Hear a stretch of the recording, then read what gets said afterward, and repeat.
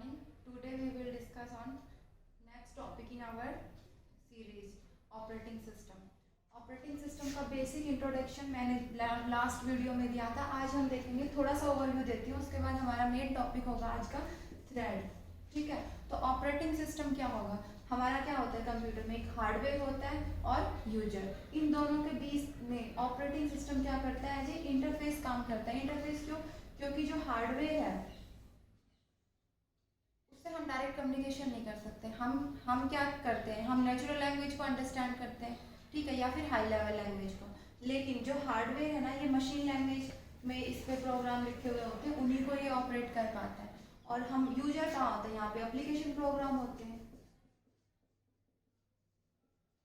Application program. तो अब हमें क्या चाहिए, हमें अपना काम हार्डवेयर से करवाना है, लेकिन हमें किसे में समझ आएगा, वो होता है आपका एप्लीकेशन प्रोग्राम.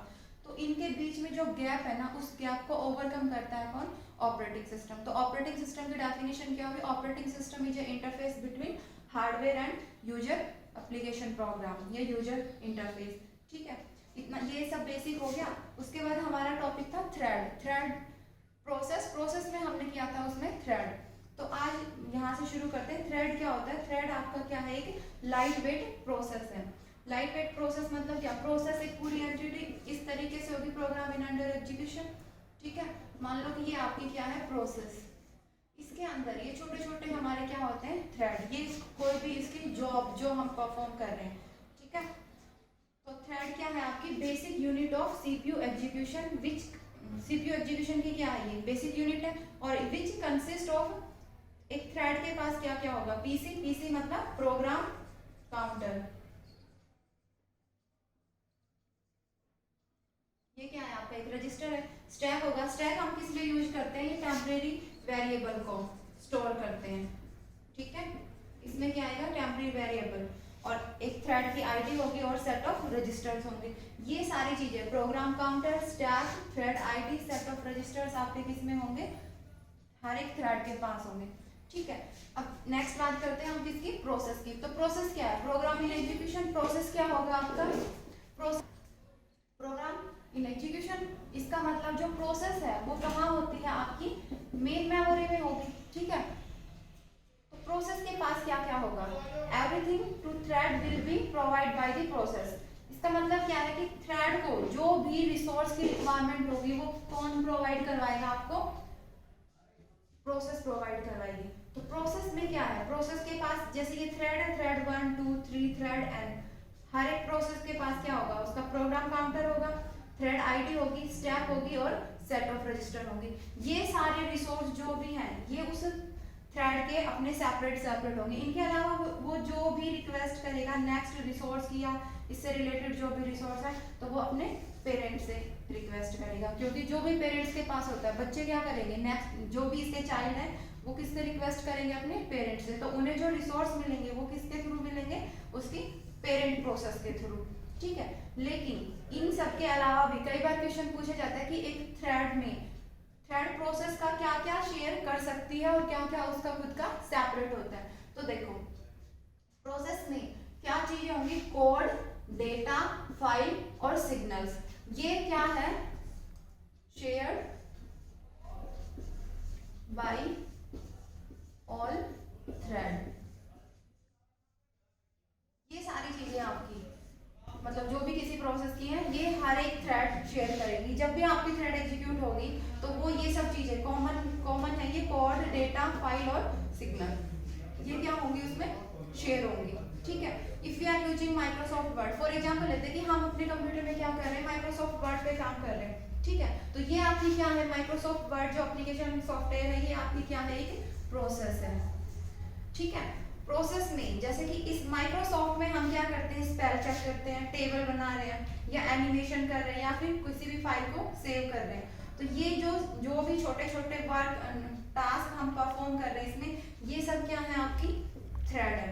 ठीक है, तो अब ये थ्रेड लाइट वेट प्रोसेस होगी और ये माइक्रोसॉफ्ट वर्ड जो है ये आपका किसका एग्जाम्पल हो गया, प्रोसेस का. तो दोनों में डिफरेंस क्लियर हुआ. अब नेक्स्ट हम इनके फर्दर डिफरेंस देखते हैं, difference between thread and process.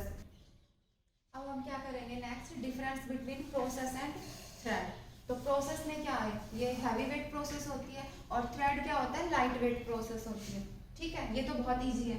लेकिन प्रोसेस स्विचिंग जब हम करेंगे तब ये देखना है कि प्रोसेस में क्या होगा और थ्रेड में क्या होगा। जब हम प्रोसेस स्विचिंग करते हैं तो need interaction with operating system, ये जो ऑपरेटिंग सिस्टम के साथ इंटरेक्शन करना पड़ेगा किसको, प्रोसेस को। देखो जब एक प्रोसेस है, मान लो कि ये आपका ऑपरेटिंग सिस्टम है, ठीक है, यहाँ पे प्रोसेस P1 है, P2 है, P3 है।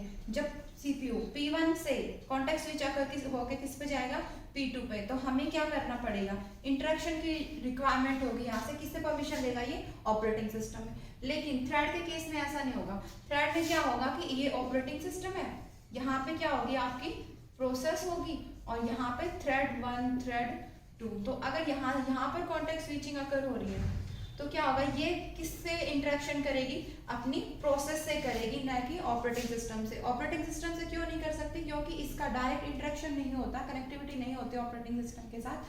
कोई भी थ्रेड होता है तो वो सबसे पहले किसको रिक्वेस्ट करेगा, अपने पेरेंट प्रोसेस को। ठीक है, तो thread switching does not need interaction with operating system. क्यों, क्योंकि ये किसके साथ इंटरेक्शन करेगा, इंटरेक्शन विद प्रोसेस। थ्रेड हमेशा किसके साथ करेगी, प्रोसेस के साथ इंटरेक्शन करेगी, और जो भी आपका प्रोसेस होगा वो किसके साथ इंटरेक्शन करेगा, ऑपरेटिंग सिस्टम के साथ। तो सेकंड पॉइंट आपका क्लियर हुआ। तो चलते हैं थर्ड पॉइंट पे। थर्ड पॉइंट में क्या है, मल्टी प्रोग्रामिंग एनवायरनमेंट होता है। मल्टी प्रोग्रामिंग एनवायरनमेंट में क्या होता है कि बहुत सारी प्रोसेस होंगी आपकी, जैसे कि ये यहाँ पर है मेन मेमोरी में, ठीक है। तो इसमें हर एक प्रोसेस के पास उसका मेमोरी होगा, रजिस्टर होगा, मेमोरी और रजिस्टर, ठीक है, और उसके अंदर ये क्या है, ये उन्हीं के थ्रेड है। तो हर एक मल्टी प्रोग्रामिंग एनवायरनमेंट में हर एक प्रोसेस के पास उसकी खुद की ओन मेमोरी होगी और खुद की फाइल होगी, ठीक है।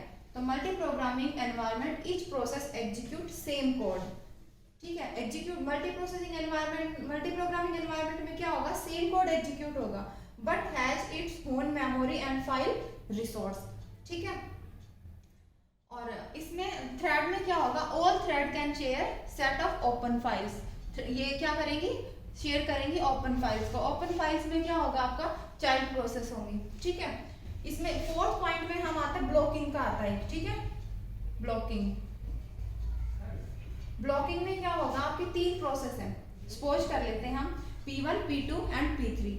अब हमें ये देखना है कि हम P1 को ब्लॉक कर देते हैं किसी भी रीजन से, सपोज करो कि P1 आपकी ब्लॉक हो गई, तब ये बताना है कि P2 और P3 चलेंगी, अपना काम करेंगी या नहीं। तो प्रोसेस के केस में क्या होगा, जब P1 को आप ब्लॉक करोगे तो P2 और P3 कौन रन, क्यों, क्योंकि जो सेम कोड अभी बताया था कि क्या करती है, ये सेम कोड को शेयर कर रही है। जब वो पूरा का पूरा कोड इसने P1 ने ले लिया और P1 ने उसको क्या कर दिया, ब्लॉक कर दिया, तो P2 और P3 क्या करेंगी, आपकी नहीं रन होंगी। क्यों, कब तक नहीं होंगी, जब तक अनटिल अनब्लॉक P1 प्रोसेस। वो जो कोड अनब्लॉक नहीं, ये P1 जो थी ये अनब्लॉक नहीं होगी। अब आप सोच रहे होगे कि P1 P2 P3 ये तो सब इंडिपेंडेंट प्रोसेस है, लेकिन ये जो कोड को शेयर कर रही थी वो क्या था, आपका शेयर कोड था, और वो इसने ब्लॉक कर दिया, तो ये दोनों क्या होंगी, ये दोनों भी रन नहीं होंगी। लेकिन प्रोसेस के थ्रेड के केस में ऐसा नहीं होगा। थ्रेड के केस में क्या होगा, ये आपकी क्या है, प्रोसेस है, और ये इसमें बहुत सारे थ्रेड है, सपोज करो T1 T2 T3 Tn तक। अब हमने T1 को ब्लॉक कर दिया, इस प्रोसेस का नाम दे देते हैं, ये प्रोसेस क्या है, आपकी A है, ठीक है।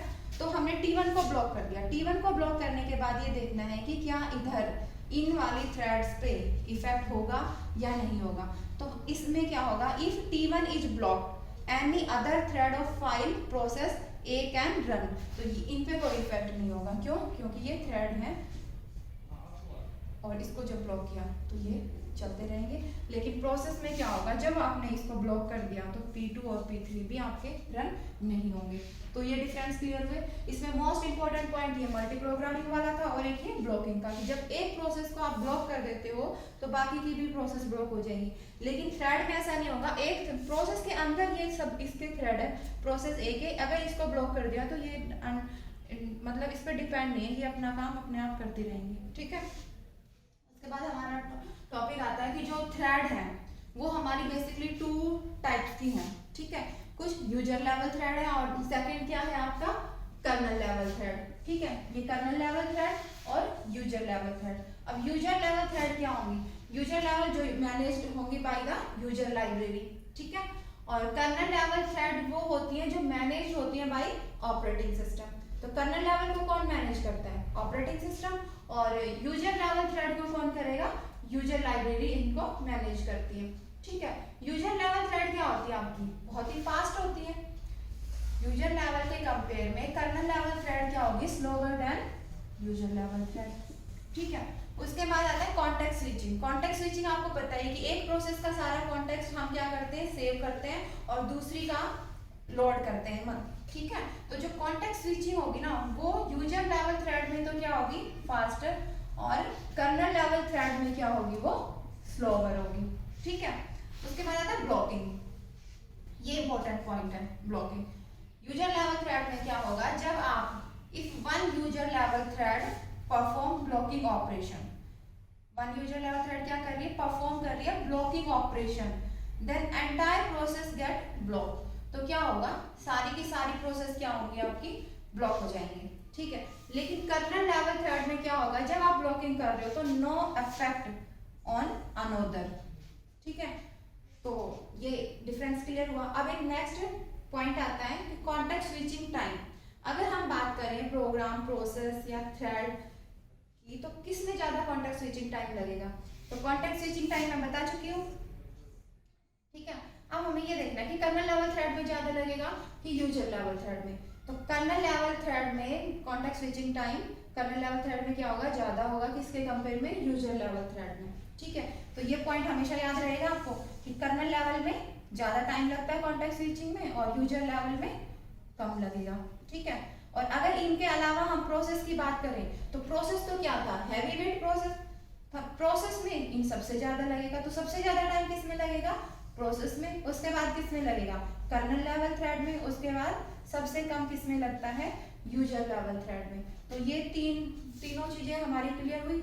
हमने इस लेक्चर में क्या किया, थ्रेड और प्रोसेस के बीच में डिफरेंस, मेन पॉइंट क्या था इसमें, एक तो ब्लॉकिंग वाला और एक ये मल्टी प्रोग्रामिंग एनवायरनमेंट में कैसे वो रन होंगी, और जब हम एक प्रोसेस को ब्लॉक कर देते हैं तो अदर पे क्या इफेक्ट पड़ेगा, और अगर यही काम हम थ्रेड पे करते हैं तो थ्रेड पे क्या होगा, ठीक है। इसके बाद हमारी नेक्स्ट वीडियो में एक्सप्लेन करेंगे सीपीयू शेड्यूलिंग। इस वीडियो में इतना ही। अगर आपको अच्छा लगा तो लाइक करें, सब्सक्राइब करें। Thank you.